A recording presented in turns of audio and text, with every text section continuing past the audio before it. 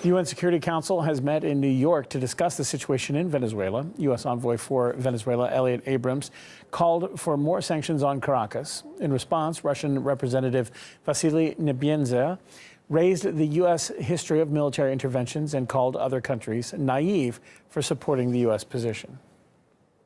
Maduro and his cronies and some in this body claim that delivering humanitarian assistance is a political show.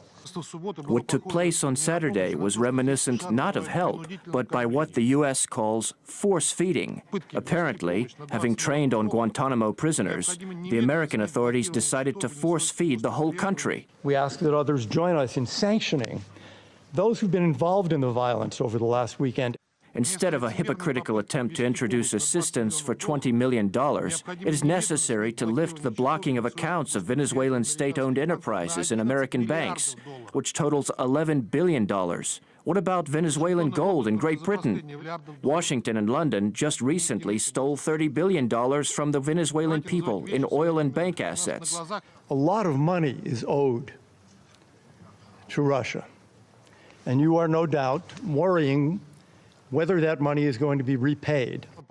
I am addressing the countries that have supported the self-proclaimed president, Juan Guaido. Are you so naive that you think you have immunity from things like this? Do you think that you will not be next in line? I reject from top to bottom accusations of military intervention from a country that is occupying the territory of Georgia and Ukraine, in South Ossetia and Abkhazia, in Crimea.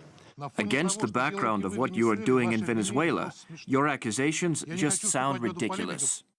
Well, as you just heard, it was a rather tense atmosphere as we heard from the 15 members of the UN Security Council addressing the meeting on Venezuela. Now, it's important to note that the representative of the United States who took the floor on behalf of the United States, as you just saw, was Elliot Abrams. And Elliot Abrams has quite a history in Latin America, south of the U.S. border.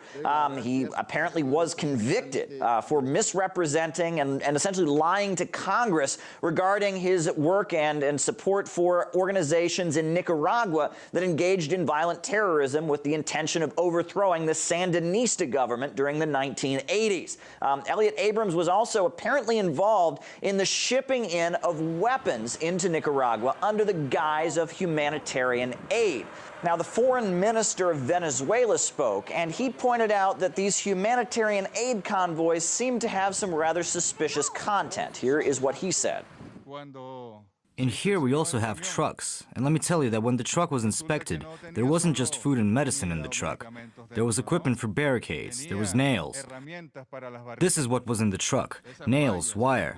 When security forces inspected, this is what they found. We have information from friendly countries, like Cuba and Russia, that weapons are being bought in Eastern Europe to be given to the opposition, with the aim of staging an armed intervention in Venezuela. So he was going over the fact that it appears that these trucks, supposedly containing humanitarian aid, had other content within them, content that could have been used for violence and destabilization in Venezuela. He also brought photographs before the UN Security Council showing and seeming to indicate that essentially these aid trucks that were caught on fire were lit by anti-Maduro and anti-Venezuelan government activists. He also showed photographs of various Molotov cocktails, flaming bottles that were brought to the event for the purpose of lighting a fire and causing unrest. He essentially argued that this was a provoked situation and that Venezuela was being provoked on its borders.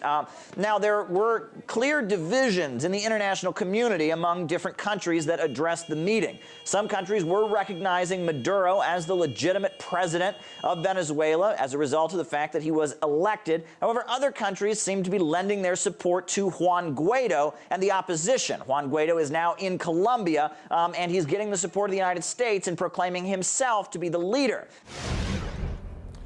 To discuss the showdown in the Security Council, we have Gabriel Hetland, who is the Assistant Professor of Latin American Studies at the State University of New York. Thanks for being with us here on RT International. So, Glad you. During the sessions that we heard Elliot Abrams speaking, he insisted on allowing in humanitarian aid to help the Venezuelan people with the Russian envoy, charging the U.S. and U.K. with stealing $30 billion of the country's oil and bank assets. Do you think the U.S. position is hypocritical in this case?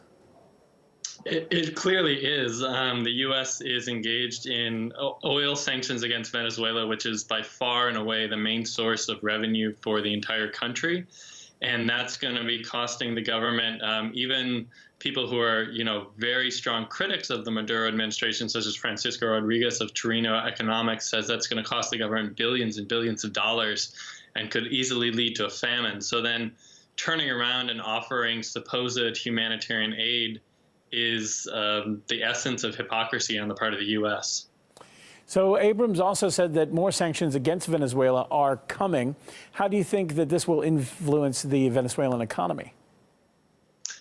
The economy has been in a tailspin for years and years, but particularly since August 2017, when the U.S. tightened sanctions and effectively prevented Venezuela from securing debt in most of the world, the economy's gotten even worse. And so any further sanctions that target the economy will harm ordinary Venezuelans profoundly, and there's a real risk of famine if sanctions continue for a long time.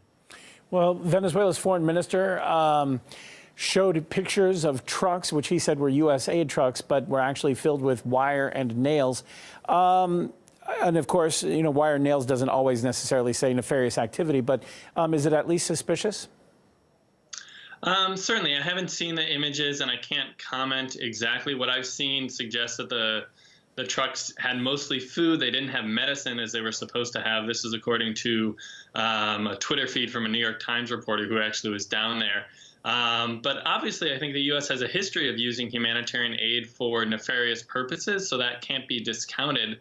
And more than that, I mean, we don't need to sort of parse tea leaves to know that the U.S. is openly calling for regime change in Venezuela, and the humanitarian aid is clearly and very openly, explicitly designed to bring that about. So it's not a secret that the U.S.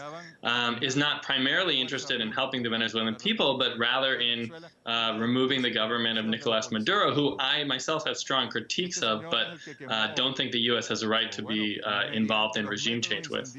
All right, now the Trump administration says Cuba and Nicaragua are next.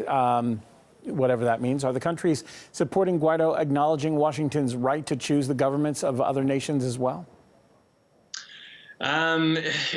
Effectively, they are. I mean, I don't think that so many of the governments that are supporting Guaido would want that to happen. And it's important to note that there are some visible splits. Even Alvaro Uribe, a far-right politician in Colombia, the former president there, has come out against U.S. military intervention. So it's clear that there's some discontent and there's some sort of second guessing happening within the so-called coalition supporting the U.S.